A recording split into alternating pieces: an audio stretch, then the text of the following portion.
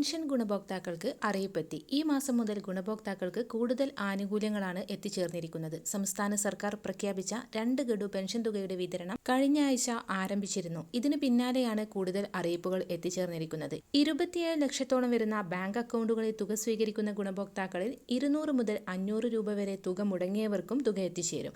വിധവ, വാർദ്ധക്യ, ഭിന്നശേഷി പെൻഷനുകളിലായി 8 ലക്ഷത്തോളം പേർക്കാണ് കേന്ദ്രവിഹിതത്തിൽ കുറവ് വന്നിരിക്കുന്നത്.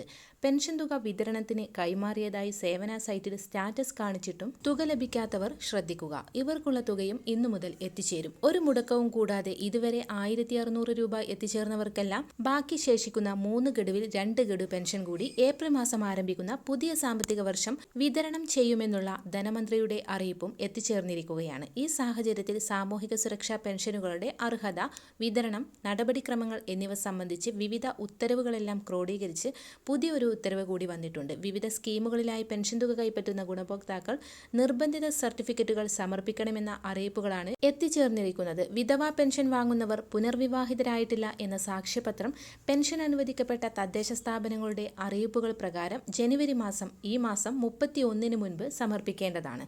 അറിയിപ്പുകൾ ലഭിച്ചവർ മാത്രം സർട്ടിഫിക്കറ്റ് സമർപ്പിക്കുക.